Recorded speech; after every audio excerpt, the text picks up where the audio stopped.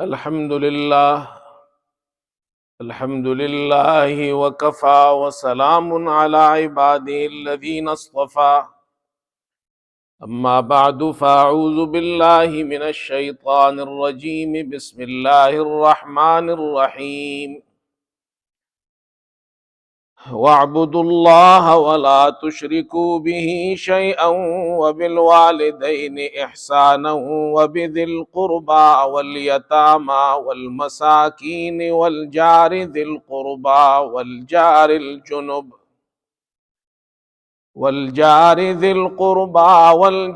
الجنب والصاحب بالجنب وابن السبيل وما ملكت أيمانكم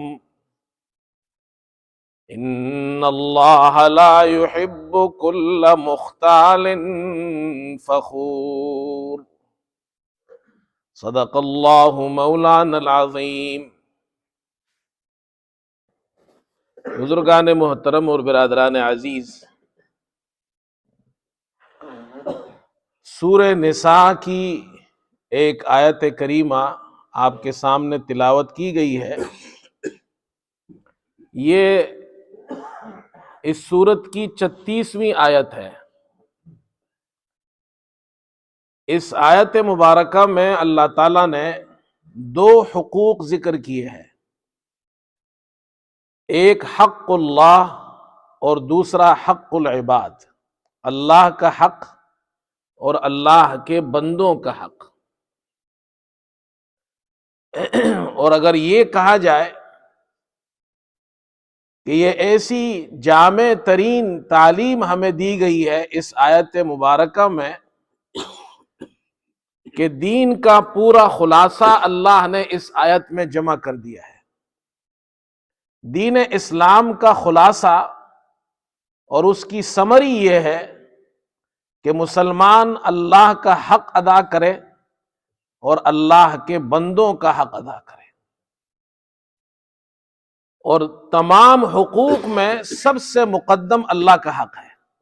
بندے پر سب سے پہلے حق اللہ کا ہے اور اس کے بعد پھر بندوں کا حق ہے۔ اللہ کا حق کیا ہے؟ فرمایا وَاعْبُدُوا اللَّهَ وَلَا تُشْرِكُوا بِهِ شَيْئًا، اللہ کی عبادت کرو، اللہ کی بندگی کرو، اللہ سے مانگو، اللہ کے احکامات کو مانو، اللہ کے حکموں کو پورا کرو، جن چیزوں کا اللہ نے حکم دیا ہے وہ بجا لاؤ، جن چیزوں سے منع کیا ہے اس سے اپنے آپ کو باز رکھو۔ یہ اللہ کا حق ہے۔ اور اس کے بعد پھر بندوں کا حق ہے۔ بندوں کے حق میں اللہ تعالیٰ نے سب سے پہلے والدین کا حق ذکر کیا ہے۔ بندوں میں سب سے مقدم حق والدین کا حق ہے۔ والدین کا حق دیکھا جائے تو حقیقت میں اولاد ادا ہی نہیں کر سکتی ہے، لیکن جتنی اس کی استطاعت ہے اس کے مطابق والدین کے حقوق ادا کرے۔ وَبِالْوَالِدَيْنِ إِحْسَانًا، والدین کے ساتھ احسان کرو، اچھائی کا معاملہ کرو، ان کی خدمت کرو، ان کی مدد کرو۔ اور اس کے بعد پھر رشتہ داروں کے حقوق ہے۔ وَبِذِي الْقُرْبَى وَالْيَتَامَى، یتیموں کے حقوق، ان کے ساتھ اچھائی کا معاملہ کرو، ان کے ساتھ حسن سلوک سے پیش آؤ۔ والمساکین، مسکینوں کا حق ذکر کیا کہ ان کے ساتھ بھی اچھائی کا معاملہ رکھو۔ والجار ذی القربى والجار الجنب، پڑوسیوں کے حقوق، دو قسم کے پڑوسی ذکر کیے۔ ایک پڑوسی وہ ہے جو تمہارا رشتہ دار ہے، والجار ذی القربى، والجار الجنب، ایک پڑوسی وہ ہے تمہارا پڑوسی تو ہے لیکن رشتہ دار نہیں ہے۔ والصاحب بالجنب، اور تمہارا شریک کار، والصاحب بالجنب، پہلو کا ساتھی۔ کہتے ہیں مفسرین فرماتے اس میں بیوی بھی آ گئی۔ جہاں آپ کام کرتے ہیں آپ کے جو کولیگ ہے وہ بھی آ گئے، آپ اسٹوڈنٹ ہے، طالب علم ہے، جو آپ کے ہمدرد سے وہ بھی آ گئے، آپ مسافر ہیں، سفر کر رہے ہیں جہاز میں، ٹرین میں، بس میں، جو آپ کے ساتھ بیٹھا ہوا یہ بھی آ گیا، سب کے حقوق ہیں۔ وابن السبیل، مسافروں کا حق ہے، مسافر آ جائے تمہارے علاقے میں، تمہاری مسجد میں، تمہارے محلے میں، تمہارے گاؤں میں، تو ان کا خیال رکھو۔ وما ملکت ایمانکم، جو تمہارے غلام ہیں غلاموں کے بھی حق ہے۔ یہ اس دور میں اللہ نے قرآن نازل کیا 1400 سال پہلے، جب غلاموں کے حقوق کا تصور بھی نہیں تھا۔ اور آگے فرمایا ان اللہ لا يحب كل مختال فخور، بے شک اللہ تکبر کرنے والے کو، فخر کرنے والے کو، شیخی خور کو اللہ پسند نہیں کرتا۔ یہ تکبر اور فخر ایسی چیز ہے جو انسان کو حقوق اللہ اور حقوق العباد کی ادائیگی سے روکتی ہے۔ یہ دونوں چیزیں، اس لیے فرمایا تکبر سے اپنے آپ کو بچاؤ، فخر سے اپنے آپ کو بچاؤ۔ اگر تمہارے اندر تواضع ہوگی، تم اللہ کے حقوق بھی ادا کرو گے، بندوں کے حقوق بھی ادا کرو گے۔ یہ اس آیت کا مختصر سا ترجمہ اور مفہوم میں نے آپ کے سامنے بیان کیا۔ اس آیت مبارکہ میں اللہ نے بہت سے حقوق ذکر کیے ہیں، وقتاً فوقتاً ہم اس کو بیان کرتے رہتے ہیں۔ آج آپ کے سامنے پڑوسیوں کے حقوق بیان کرنے ہیں، ہمسایوں کے حقوق بیان کرنے ہیں، جو ہمارے نیبرز ہے، نیبرز کے، پڑوسیوں کے، ہمسایوں کے کیا حقوق ہیں۔ تو پہلی بات تو یہ سمجھنی چاہیے کہ یہ جو ہمارے پڑوسی ہے ان کے حقوق ہے ہمارے اوپر، تو یہ بھی معلوم ہونا چاہیے کہ پڑوس کا حد کیا ہے، پڑوسی کہاں تک ہوتے ہیں، اس کا کیا حد ہے، اس کی لمٹ کیا ہے۔ حافظ ابن حجر رحمت اللہ علیہ، یہ بخاری کے شارح ہے، بخاری شریف جو حدیث کی کتاب ہے اس کی شرح لکھی ہے حافظ ابن حجر نے رحمت اللہ علیہ نے، بہت بڑے عالم ہیں۔ تو انہوں نے اس مسئلے کو بیان کیا ہے کہ پڑوسی کون کون ہے، کہاں تک پڑوس کی حد ہے، کہاں تک پڑوس کی لمٹ ہے۔ تو چند اقوال ذکر کیے۔ ایک قول حضرت علی رضی اللہ عنہ کا ذکر کیا ہے۔ حضرت علی رضی اللہ عنہ فرماتے ہیں جہاں تک تمہاری آواز جائے وہاں تک وہ تمہارے پڑوسی ہے۔ ایک شخص آواز لگاتا ہے اپنے گھر سے باہر، جہاں جہاں تک اس کی آواز پہنچی ہے وہاں تک اس کا پڑوس ہے۔ ایک قول یہ ذکر کیا ہے کہ جو لوگ فجر کی نماز میں مسجد میں اکٹھے ہو جائے وہ تمہارے پڑوسی ہے۔ اس لیے کہ پہلے زمانے میں جس علاقے کے لوگ ہوتے تھے اپنے علاقے کی مسجد میں، اپنے محلے کی مسجد میں جمع ہوتے تھے، اور فجر کی نماز میں سب جمع ہوتے تھے۔ پھر باقی تو کام کاج میں نکل گئے، کہیں اور نماز پڑھ لی، لیکن فجر میں سارے گاؤں والے، سارے محلے والے نماز کے لیے اکٹھے ہوتے تھے۔ یہ اس دور کی بات ہو رہی ہے۔ آج کل کے زمانے میں اگر فجر کی نماز میں دیکھا جائے تو اللہ معاف فرمائے چند لوگ آتے ہیں تو وہ کہے گا یہی میرے پڑوسی ہے، جو نہیں آتے وہ پڑوسی نہیں ہے، ایسی بات نہیں ہے۔ حضرت عائشہ رضی اللہ عنہا فرماتی ہے پڑوسی کس کو کہتے ہیں، پڑوس کا حد کیا ہے؟ وہ فرماتی ہے 40 گھروں تک یہ تمہارے پڑوسی ہے۔ 40 گھروں تک جو مسلمان، جہاں مسلمان رہتا ہے اس کے ارد گرد 40 گھر، چاہے وہ مسلمان ہو چاہے وہ غیر مسلم ہو، یہ سب آپ کے پڑوسی ہے۔ اب 40 گھروں کی تشریح میں ایک قول علماء نے یہ لکھا ہے 40 گھر دائیں طرف، 40 گھر بائیں طرف، 40 گھر آگے، 40 گھر پیچھے۔ بعض علماء فرماتے اس کا مطلب یہ ہے 40 گھر تک تمہارے پڑوسی ہے، 10 گھر دائیں طرف، 10 گھر بائیں طرف، 10 آگے 10 پیچھے، یہ پورا تمہارا پڑوس ہے۔ ان پڑوسیوں کے حقوق ہے۔ رسول کریم صلی اللہ علیہ وسلم نے پڑوسیوں کے حقوق بیان کیے، اور قرآن کریم کی جو آیت کریمہ میں نے پڑھی، اللہ نے خاص طور پر فرمایا والجار ذی القربى والجار الجنب، جو تمہارے پڑوسی ہے۔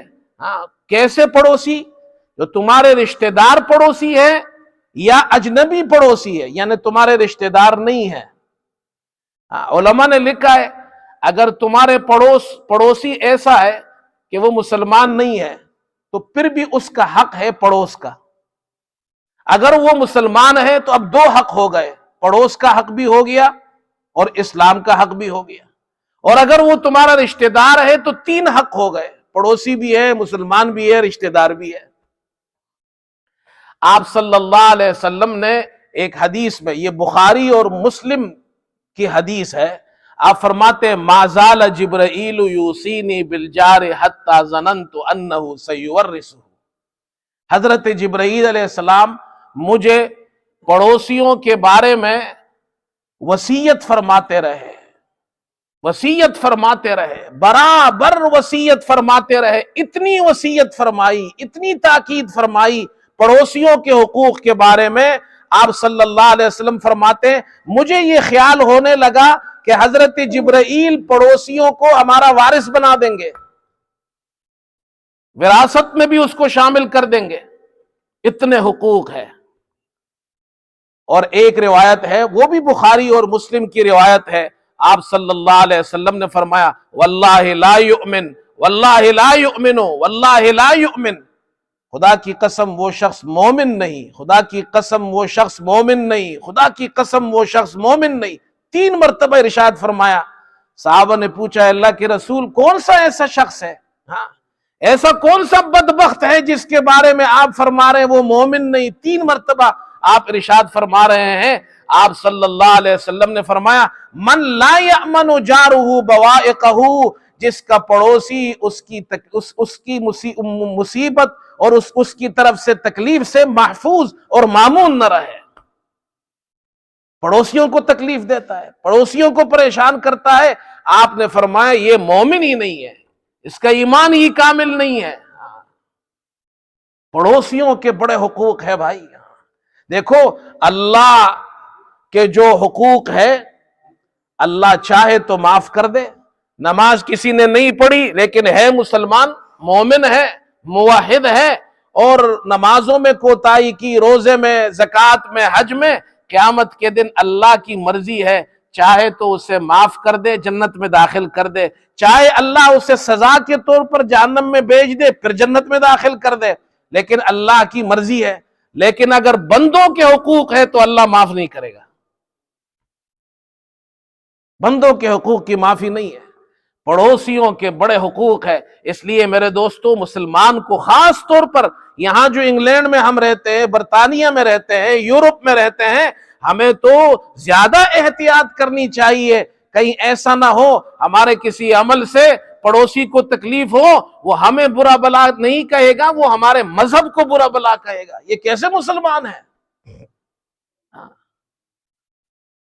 پڑوسیوں کے حقوق ہے. ہمارے یہاں مسلمانوں کا کیا حال ہے؟ چلو یہاں تو یہ چیزیں نہیں ہوتی، لیکن ہمارے ملکوں میں کیا ہوتی ہے، کیا چیزیں ہوتی ہے. شادی بیاہ کے اندر کیا ہوتا ہے، پوری رات گانے چلتے ہیں زور زور سے. جس گھر میں شادی ہو اس گھر کے اندر پھر میوزک بجتا ہے، گانے چلتے ہیں، اور پورا محلہ پوری رات سو نہیں سکتا ہے. ایسا ہے یا نہیں ہے؟ پڑوسیوں کا بیمار ہوں گے، اس میں لوگ سو رہے ہیں، آرام کر رہے ہیں، بچے ہیں، صبح لوگوں کو کام پہ جانا ہے، گھر میں شادی ہو رہی ہے، ہفتہ 2 ہفتے تک اب سارا محلہ پریشان ہے. لوگ کچھ کہتے بھی نہیں ہے کہ جی ہمارے پڑوسی ہیں، ان کی شادی ہو رہی ہے، اور شادی والوں کو خیال بھی نہیں ہے ہماری وجہ سے ان کو تکلیف ہو رہی ہے. اور رسول کریم صلی اللہ علیہ وسلم فرما رہے ہیں کہ ایسا شخص خدا کی قسم مومن ہی نہیں ہے، پڑوسی کو تکلیف پہنچا رہا ہے. یہاں یہ جو چیزیں مسلمانوں کی تھی آج مسلمانوں نے چھوڑ دی ہے. یہاں انگلینڈ کے اندر ہم جانتے ہیں رات کو پھر ہارن بجانا منع ہے. آپ بجا سکتے ہیں ہارن؟ نہیں جی، ہارن بجانا ہمارے یہاں اللہ معاف فرمائے، وہ ٹرکوں میں اور بسوں میں جو ہارن ہوتا ہے، اگر وہ ایک ہارن یہاں آکسفورڈ کے سٹی سینٹر میں بجا دیا جائے سب لوگ ڈر کر بھاگ جائیں گے. ایسا ہے یا نہیں ہے؟ رات کو ہارن بجانا منع ہے. ہیترو ایئرپورٹ پر رات کو جہاز نہیں اترتا. کیوں؟ اس لیے کہ وہ لندن شہر ہے تاکہ شہریوں کو تکلیف نہ ہو، پریشانی نہ ہو۔ یہ مسلمانوں کی چیزیں تھی۔ میں نے ایک جگہ پڑھا، حضرت عثمان رضی اللہ تعالی عنہ کے دور میں، ان کی خلافت کے اندر یہ قانون بنایا گیا تھا کہ جو قافلے آتے تھے شہر میں داخل ہوتے تھے، تو اس زمانے میں قافلے اونٹوں پر آتے تھے۔ اب جب وہ اونٹوں پر آتے تھے تو اونٹوں کے گلوں میں گھنٹی ہوتی تھی، اور جب وہ پاؤں رکھتے ہیں تو آواز آتی ہے اس سے۔ تو آپ نے یہ قانون بنایا کہ جو قافلہ عشاء کی نماز سے پہلے مدینہ منورہ میں شہر میں داخل ہو گیا تو ہو گیا، عشاء کی نماز کے بعد اگر کوئی قافلہ آیا تو وہ پھر شہر سے باہر ٹھہرے گا، اندر نہیں آئے گا، وہ فجر کے بعد اندر آئے گا۔ آج ہم نے وہ چیزیں چھوڑ دی ہے، اور یہاں 22 سال تو مجھے ہو گئے ہیں، رات کو آرام سے سوتے ہیں، نہ کوئی شور ہے، جہاز بھی رات کو نہیں آتا، آپ کا پڑوسی آپ کو تنگ نہیں کرتا۔ یہ اسلامی تعلیمات ہے میرے دوستو، جو ہم نے چھوڑ دی ہے۔ کتنی بڑی کمزوری کی بات ہے ہمارے اندر۔ نماز بھی پڑھتے ہیں، روزہ بھی رکھتے ہیں، زکوٰۃ بھی دیتے ہیں، ہر سال عمروں پہ بھی جا رہے ہیں، اور اچھے اچھے کام بھی کر رہے ہیں، پڑوسی ہم سے جناب کیا ہے، پریشان ہے۔ یہ کیسا مسلمان ہے؟ اور پھر انگلینڈ کے اندر ہمارے مسلمانوں کا حال کیا ہے؟ یہ باتیں سخت سخت باتیں ہیں، میں کر رہا ہوں، لیکن اگر میں نہیں کروں گا تو آپ کو یہ، اور اچھا ہم سب کو ضرورت ہے اس کی، مجھے بھی ضرورت ہے، آپ کو بھی۔ اگر ہم یہ مذاکرہ نہیں کریں گے، یہ باتیں نہیں کریں گے، تو کون آ کر ہمیں سمجھائے گا؟ ہم انگلینڈ کے اندر مسلمان ہیں، الحمدللہ اچھے مسلمان ہیں، یہاں پر اچھے کام کرتے ہیں، مسجدیں بنائی ہیں، مدرسے بنائے ہیں، مکاتب بنائے ہیں۔ بعض باتیں ہمیں بہت چھوٹی لگتی ہے، لیکن وہ چھوٹی نہیں ہے، اس سے پوری قوم بدنام ہو جاتی ہے، ہمارا مذہب بدنام ہوتا ہے۔ اچھا جی، ہمارے بارے میں کیا کہا جاتا ہے یہ آپ حضرات سب جانتے ہیں۔ آپ میں سے جو بزرگ بیٹھے ہیں وہ مجھ سے پہلے یہاں آئے ہیں۔ میں تو یہاں یورپ میں گھومتا رہتا ہوں، پروگراموں میں جاتا رہتا ہوں، تقریباً ہر ویکینڈ میں باہر ہوتا ہوں، مختلف لوگوں سے ملتا ہوں۔ یہاں مسلمانوں کے بارے میں کیا مشہور ہے کہ جس شہر کے اندر، جس محلے میں آپ جائے، جس گلی میں آپ جائے، وہاں آپ دیکھیں کہ سڑکوں پر کچرا پڑا ہوا ہے، سمجھ جائیں یہاں مسلمان رہتے ہیں۔ ایسا ہے یا نہیں ہے بھائی؟ ایسا ہی ہے نا رفیق بھائی؟ ہمارے بارے میں، میں بھی تو شامل ہوں اس میں، میرے بارے میں بھی تو یہی کہا جاتا ہے، ہم بھی تو مسلمان ہیں نا بھائی، سب کے بارے میں کہا جاتا ہے۔ کہتے جی جس گلی کے اندر کچرا زیادہ ہو، جس علاقے میں کچرا زیادہ ہو، سمجھ جاؤ یہاں مسلمان رہتے ہیں۔ کتنی بڑی کمزوری کی بات ہے۔ اچھا پھر یہ کیا کہتے ہیں؟ ایک بات یہ بھی ہے کہ جی گاڑی خریدنی ہے۔ میں نے ایک مرتبہ گاڑی خریدنی تھی تو دوستوں سے مشورہ کیا، تو ایک ساتھی نے مجھے کہا جی مسلمان سے نہیں خریدنا، انگریز سے خریدنا۔ کتنے اچھا، میں حیران، سوچ میں پڑ گیا۔ کہتے انگریز جھوٹ نہیں بولتا ہے، وہ گاڑی کا نقص آپ کو بتائے گا، مسلمان جھوٹ بولتا ہے۔ اللہ اکبر، کتنے افسوس کی بات۔ ایک زمانہ وہ تھا جب غیر مسلم ہمارے بارے میں کہتے تھے مسلمان سے خریداری کرو، یہ جھوٹ نہیں بولتا۔ آج ہمارا حال یہ ہو گیا، ہماری سڑکیں گندی ہیں، ہماری پہچان گندگی سے ہوتی ہے۔ ہم سب کیا کہتے ہیں؟ طہارت نصف ایمان ہے۔ گھر اچھا بنایا، گارڈن بھی اچھا بنایا، رنگ روغن بھی اچھا کیا، اندر بھی سب کچھ اچھا ہے، اور جناب بازار کے اندر ریسٹورنٹ بھی خوبصورت بنایا ہے، دکانیں بھی خوبصورت بنائی ہیں، باہر سڑکوں پہ کچرے ہیں۔ پرانی بات ہے، جب میں نیا یہاں آیا تھا، 20-22 سال پرانی بات بتا رہا ہوں، تو ہم ایک شہر میں گئے، اس شہر کا نام نہیں لیتا ہوں تو پھر لوگ کہیں گے جی مولوی صاحب نے ہمارے شہر کو ٹارگٹ کیا ہے۔ ایک شہر میں گیا، وہاں ہمارے ایک دوست تھے، ان سے ملاقات کے لیے گیا، تو وہاں ایک مسلمان ہمارے پاکستانی بھائی، مسلمان کونسلر، ان سے بھی ملاقات ہوئی، وہ وہاں کے کونسلر تھے۔ ہم کچھ علماء بیٹھے ہوئے تھے، میں تو نیا آیا تھا، مہمان تھا۔ تو انہوں نے ایک عجیب بات کی، انہوں نے جتنے علماء بیٹھے تھے اس کونسلر نے علماء سے کہا میری آپ سے ایک درخواست ہے کہ آپ لوگ جب جمعے میں بیان کرتے ہیں تو یہ ایک بات ضرور بیان کیا کریں صفائی کے حوالے سے. اور اس نے کہا کہ ہمارے مسلمانوں کے علاقے میں کچرا زیادہ ہوتا ہے، تو میں کونسلر ہوں تو میں کونسل سے پھر کچرا اٹھانے والی جو گاڑی آتی ہے، جیسے ہمارے یہاں گاڑی آتی ہے ہر ہفتہ، یہ بن اٹھاتی ہے، کچرا اٹھاتی ہے، تو وہ کہتے ہیں کہ میں نے کونسل سے یہ کہا کہ ہمارے جو مسلمان جہاں رہتے ہیں وہاں ڈبل گاڑیاں بھیجا کرو، اس لیے کہ وہ کچرا زیادہ ہوتا ہے.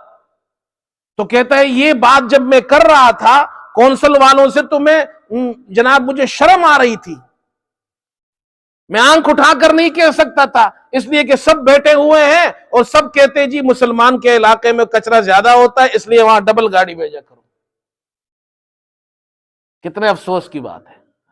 یہ کمزوری ہے میرے دوستو ہمارے اندر، جہاں ہم اپنے آپ کو پاک رکھتے ہیں. الحمدللہ ہمارے گھر، مسلمانوں کے گھر پاک صاف ہوتے ہیں، ہم اپنے گھروں میں جوتے نہیں لے جاتے ہیں، گھروں کو پاک رکھتے ہیں، بدن کو پاک رکھتے ہیں. اسی طرح ہمیں اپنا علاقہ بھی پاک رکھنا چاہیے.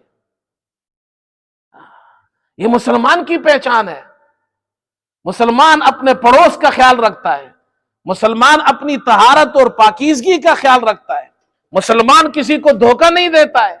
جیسے ابھی میں نے آپ سے کہا کہ ہمارے بارے میں انگلینڈ میں یہاں کیا کہا جاتا ہے، یہاں یہ کہا جاتا ہے کہ گاڑی خریدنی ہے تو مسلمان سے مت خریدو، غیر مسلم سے خریدو. مسلمان دھوکہ دیتا ہے، غیر مسلم نہیں دیتا. اور یہ کون کہتا ہے؟ یہ ہم خود مسلمان کہتے ہیں، ہم خود ایک دوسرے سے کہتے ہیں. ایک مرتبہ میں پاکستان گیا تو کراچی میں، ہم کراچی میں رہتے ہیں، وہاں ایک بازار میں گیا، بہت بڑا بازار ہے، وہاں کی مشہور مارکیٹ ہے، بازار ہے وہاں کا، کراچی کا. تو مجھے وہ کوئی شادی بیاہ کا جناب موقع تھا، تو مجھے وہ بھائی لے گئے کہ آپ کوئی کپڑا خریدے. اچھا میں یہ خریداری کے اندر بہت کمزور ہوں، دکاندار جتنے کا کہے تو مجھے یہ نہیں پتا کہ بھائی یہ اس کو کم بھی کرانا چاہیے، تو میں خرید لیتا ہوں. اس لیے میں خریداری میں بہت کمزور ہوں اور خریداری کرتا بھی نہیں ہوں. عام طور پر گھر والے ہی میرے لیے خریداری کر دیتے ہیں. تو خیر بازار میں مجھے لے گئے، جی شادی بیاہ کا موقع ہے، آپ اپنے لیے کوئی سوٹ پسند کریں. تو میں چلا گیا بازار میں. اب وہ تو مسلمانوں کی مارکیٹ ہے، سارے مسلمان بیٹھے ہوئے ہیں.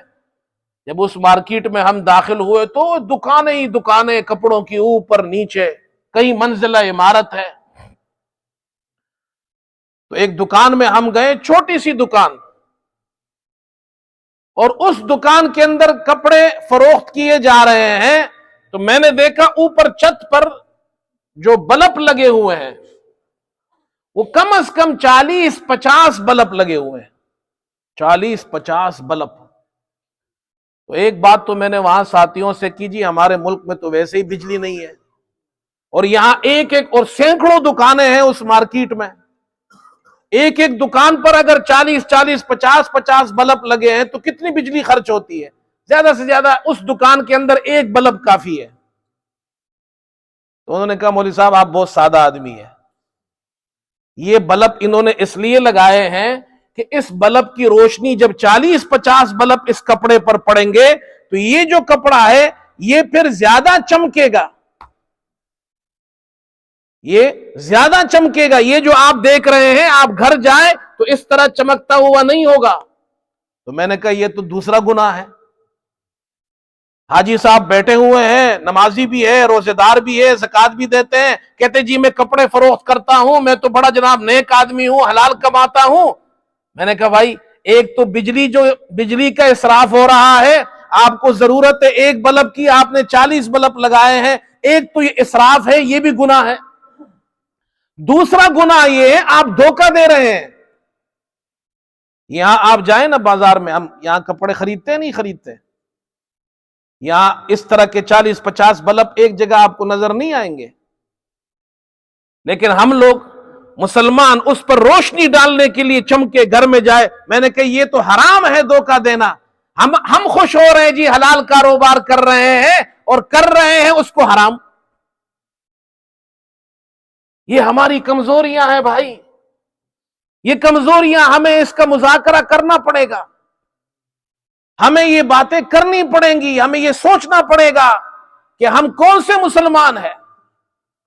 کیا ہماری وجہ سے اسلام بدنام ہو رہا ہے؟ دیکھو بھائی، ہم نماز پڑھتے ہیں تو مسجد میں پڑھتے ہیں، باہر کس کو کیا پتا؟ وہ کہتے ہیں نماز پڑھتے ہیں تو پڑھو بھائی، ہمیں تو آپ کی نماز سے کوئی لینا دینا نہیں ہے. آپ انگلینڈ میں رہتے ہیں، مسلمان ہیں، آپ سچ بولتے ہیں یا نہیں؟ آپ دھوکہ دیتے ہیں، جھوٹ بولتے ہیں، آپ سچے ہیں یا نہیں؟ وہ ہمارے اخلاق کو دیکھتے ہیں، ہمارے کریکٹر کو دیکھتے ہیں، ہمارے کردار کو دیکھتے ہیں. ہم مسجد میں آتے ہیں تو ہم اس طرح آئے آس پاس کے پڑوسی ہمیں دیکھ کر متاثر ہو، اسلام سے متاثر ہو، ہمارے مذہب سے متاثر ہو. لیکن ہوتا کیا ہے، ہم نماز پڑھنے آتے ہیں، ہمارے پڑوسی متاثر ہونا دور کی بات، وہ تو ہم سے شکایت کرتے ہیں. نماز پڑھنے آتے ہیں، خاص طور پر جمعے میں، عید کے اندر، رمضان میں گاڑیاں غلط جگہوں پر پارک کرتے ہیں. ایسا ہے یا نہیں بھائی؟ بولو بھائی، میں نے کوئی آپ کے اوپر کوئی مبالغہ تو نہیں کیا؟ ایسا ہوتا ہے.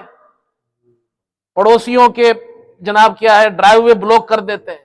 یہاں ہمارے پڑوس میں ایک پڑوسی، میں جمعے کا بیان کر رہا تھا، وہ یہاں آ کر خاتون سامنے دروازے پہ کھڑی ہو گئی اور اس نے کہا کہ بھائی آپ کی مہربانی ہوگی، میرے دروازے کے سامنے کسی نے گاڑی کھڑی کی ہے، وہ ہٹا دیں، مجھے اپنی والدہ کو اسپتال لے جانا ہے. کتنے افسوس کی بات ہے. نماز پڑھنے آ رہے ہیں، یہاں تو پھر بھی کوئی قانون ہے، ہم تھوڑا بہت خیال رکھتے ہیں. ہمارے ملکوں میں تو کوئی خیال ہی نہیں رکھتا ہے. وہاں تم جمعے کی نماز ہو تو پھر سکوٹریں ہیں، گاڑیاں ہیں، اور سڑک بند ہو گئی ہے، کوئی وہاں سے گزر ہی نہیں سکتا ہے. ہم اندر 2 رکعت پڑھ رہے ہیں اور جناب ہمیں کوئی پرواہ نہیں ہے. تو بھائی جو نزدیک رہتے وہ پیدل آ جایا کریں، ان کو تو ثواب بھی ملے گا آنے پر. جو دور رہتے ہیں وہ گاڑی اچھی جگہ پارک کر کے پھر پیدل آ جایا کریں. اور یاد رکھو، اگر ایسا نہیں کرتے ہیں تو کیا اللہ پاک کو ہماری 2 رکعت کی ضرورت ہے؟ اور حدیث سنیے، ابو داؤد میں حدیث ہے، رسول کریم صلی اللہ علیہ وسلم ایک غزوہ میں صحابہ اکرام کے ساتھ ہے، ایک غزوے میں ہیں، آپ سفر کر رہے ہیں، اور اس غزوے کے اندر راستے میں پڑاؤ ڈالا گیا تو لوگوں نے اپنے اپنے خیمے وہاں باندھ لیے، تھوڑی دیر یہاں آرام کریں گے پھر آگے جائیں گے. تو کچھ لوگوں نے راستے میں خیمے باندھ لیے، راستہ بند کر دیا. آپ صلی اللہ علیہ وسلم کو اطلاع ملی کہ بعض لوگوں نے راستوں میں خیمے ڈال دیے ہیں. آپ نے ارشاد فرمایا، جاؤ یہ اعلان کر دو، من ضیق منزلا او قطع طریقا فلا جہاد لہ، جس نے راستے کو تنگ کیا، من ضیق منزلا، جس نے راستے کو تنگ کیا، یعنی راستے میں خیمے لگا دیے، فلا جہاد لہ، اللہ اس کے جہاد کو قبول نہیں کرے گا. راستہ بند کرنے سے اللہ جہاد کو قبول نہیں کرتا ہے، تو راستہ بند کرنے سے جمعے کی نماز کیسے قبول ہوگی؟ بات سمجھ میں آئی؟ اور رسول کریم صلی اللہ علیہ وسلم تو ہمیں یہ تعلیم دے رہے ہیں، آپ فرما رہے ہیں کہ ایمان کے 70 سے زیادہ شعبے، الایمان بضع و 70 شعبۃ، معنی یہ اسلام کے بہت سے شعبے ہیں. افضلها قول لا الہ الا اللہ، سب سے افضل جو شعبہ ہے ایمان کا لا الہ الا اللہ ہے، اللہ کی توحید ہے. وہ ادناها، ایمان کا سب سے کم شعبہ، چھوٹا شعبہ، ادنا شعبہ، وہ کیا ہے؟ یہ ایمانیات میں سے ہے. فرمایا اماطۃ الاذی عن الطریق، راستے سے تکلیف دہ چیز کو ہٹانا یہ تمہارے ایمان کا شعبہ ہے، ایمان کا حصہ ہے. بھائی یہ ہمارے ایمانیات میں سے ہے. راستے میں کوئی چیز پڑی ہے جس سے تکلیف ہو سکتی ہے، پتھر ہے، کنکر ہے، شیشہ ہے، کوئی چبھنے والی چیز ہے، کانٹا ہے، اس کو ہٹا کر راستے میں سے ہٹا لے. تو مجھے ایک جب میں پاکستان جاتا ہوں نا تو میں تو سفر کرتا رہتا ہوں، تو وہاں مجھے ایک ساتھی نے عجیب بات بتائی، مجھے تو یقین نہیں ہے لیکن لوگ کہتے ہیں اس طرح، سنی ہے میں نے بات، ہو سکتا ہے آپ نے بھی سنی ہو۔ تو ایک جگہ ہم گزر رہے تھے تو کسی نے کوئی بات بتائی، انہوں نے کہا جی جو لوگ یہ جو ٹائر اور پنکچر کا کام کرتے ہیں، ٹائروں والے ہوا بھرتے ہیں، پنکچر لگاتے ہیں، اس کے بارے میں اس نے مجھے جو بات بتائی تو عجیب بات بتائی، کہا ایسے لوگ بھی ہیں جو ٹائر اور پنکچر والے لوگ، یہ جو ہوا بھرنے والے لوگ ہیں، ان کے اندر ایسے لوگ بھی ہیں جو اپنے دکان سے کچھ فاصلے پر راستے کے اندر سڑک پر جان بوجھ کر کیل، وہاں پر کیل جو ہوتی ہے نا، کیلیں، یہ وہاں پر پھینک دیتے ہیں تاکہ جو گاڑیاں، سائیکل والے، اسکوٹر والے یہاں سے گزریں گے تو ان کے ٹائر پنکچر ہو جائیں گے تو وہ لازماً ہمارے پاس آئیں گے، تو اس طرح ہم پیسہ کمائیں گے۔ اللہ اکبر! مجھے یہ سن کر حیرت اور تعجب تو دور کی بات، مجھے تو اس پر یقین نہیں ہے مسلمان بھی ایسا کام کرتا ہے، لیکن لوگوں نے کہا نہیں کرتے ہیں۔